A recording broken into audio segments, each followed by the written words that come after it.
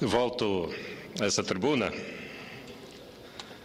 para falar mais uma vez da proposta de federalização da Companhia de Eletricidade do Amapá, a CEA, preparada pelo governo do Amapá e entregue ao Ministério de Minas e Energia em agosto do ano passado. E agora, essa proposta voltou, depois de intensas negociações com a participação decisiva da bancada de senadores, do senador José Sarney, do senador Randolfo Rodrigues, e com a minha participação, chegamos ao entendimento com o Ministério de Minas e Energia para que se iniciasse o processo de federalização dessa empresa. O apoio da bancada federal é a demonstração de que nossos parlamentares colocam o Amapá acima das divergências políticas. E isso eu falei no meu ato de posse, de que os eleitores do Amapá, o povo do Amapá nos mandou aqui para que trabalhássemos em busca de solução para os graves problemas que o Amapá vive. E um desses graves problemas é a crítica situação da distribuição de energia elétrica. A proposta de federalização vem percorrendo um longo caminho desde agosto passado, mas avalio que está perto do fim. Tanto que hoje técnicos da Eletrobras estão no Amapá para realizar um diagnóstico da companhia. Gostaria também de destacar a participação decisiva da bancada federal.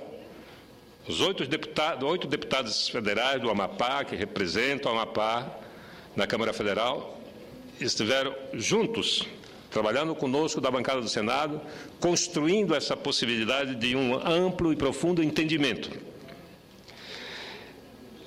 Essa equipe da Eletrobras deverá realizar estudos preliminares para dar início ao processo de federalização.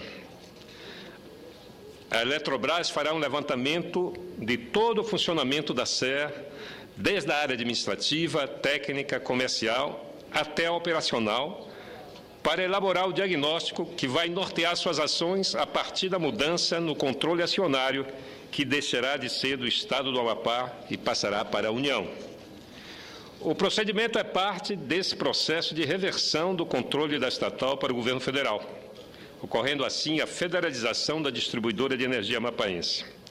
A equipe da Eletrobras é coordenada pelo Dr. Luiz Henrique Ama, técnico experiente da Eletrobras, que já esteve no Amapá na década de 80, fazendo trabalhos na CEA. Tudo isso é fruto do trabalho do governo do Amapá, que conta com apoio restrito da bancada do Estado no Senado e na Câmara. A situação atual da CEA, que levou o governo do Estado a solicitar sua federalização, infelizmente faz parte da herança maldita de 8 anos de malversação do dinheiro público herdado no dia 1º de janeiro de 2011 pelo atual governo. É por isso que, semanalmente, uso essa tribuna para pedir à Polícia Federal, ao Ministério Público Federal e ao Superior Tribunal de Justiça celeridade na conclusão do inquérito da Operação Mãos Limpas. Para quem não tem conhecimento do que seja a Operação Mãos Limpas, foi uma operação gigantesca, decidida pelo STJ, por o ministro do Supremo Tribunal Federal, que acionou a Polícia Federal, que no dia 10 de setembro de 2010, a menos de um mês das eleições, deflagrou a operação que levou para a cadeia o governador do Estado, o ex-governador, que acabava de deixar o cargo, a primeira-dama, o prefeito de Macapá, da capital, o presidente do Tribunal de Contas, o secretário de Segurança e dezenas de empresários e servidores públicos. E essa operação se estendeu e envolveu várias instituições do Estado. A investigação que começou do Executivo se estendeu no governo do Estado, se estendeu para a Prefeitura de Macapá, para a Assembleia Legislativa, onde vários deputados estão sendo investigados, para o Tribunal de Contas. Portanto, praticamente, as instituições públicas do Amapá hoje continuam sob investigação. E essa demora na denúncia dos possíveis envolvidos está causando enorme transtorno ao governo do Estado, que precisa dos documentos que foram arrestados nas buscas e apreensões realizadas nas secretarias de governo. Mas, ao mesmo tempo em que saúdo a proximidade da federalização da CEA, porque para nós é fundamental, nós temos hoje 2 hidroelétricas em construção e temos uma precária distribuição de energia elétrica, resultado de 8 anos de sucateamento. É claro que ficamos muito felizes com o trabalho conjunto realizado pelo governo do Amapá, pelo governador Camilo Capiberibe, por essa bancada aqui nessa casa, no Senado da República, pela bancada federal, mas não podemos esquecer os responsáveis pela destruição dessa companhia, do patrimônio dessa companhia. Esses responsáveis precisam responder pelos seus atos. Eu falo isso com a autoridade de quem foi governador daquele estado e que recebeu uma companhia inadimplente, com um balanço negativo, e deixou em 2002, em abril de 2002, deixei a companhia absolutamente equilibrada. 8 anos, claro, com dívida, com uma dívida histórica, mas uma dívida que, diante do 1 bilhão e 600 milhões que o governo herdou agora, era uma dívida que não ultrapassava 60, 65 milhões de reais, absolutamente administrável, e que o governo poderia pagar sem recorrer a empréstimo.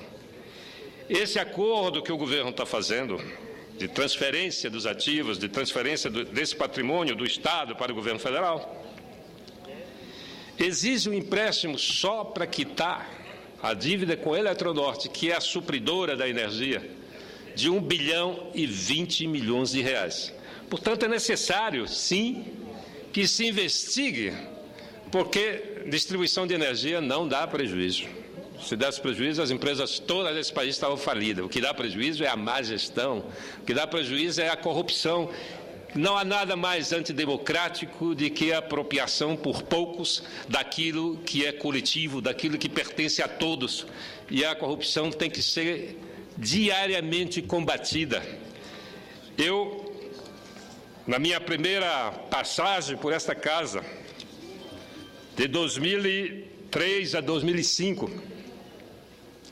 e aqui estava o senador Mozarildo, a senadora Lúcia Vânia, como testemunha do esforço, senador Suplicy, que fizemos para aprovar uma lei importante, um antídoto para a corrupção, que foi a Lei Complementar 131, sancionada e promulgada em 2009, que estabeleceu regras claras de finanças públicas, obrigando os entes públicos a colocar na internet em tempo real suas receitas e despesas.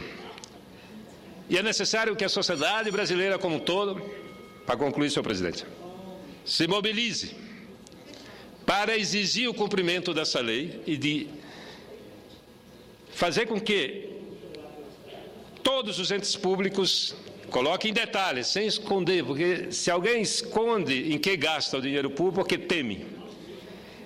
E mais do que isso, nós precisamos dar um passo adiante, porque há uma questão que ainda continua obscura, que são os processos licitatórios.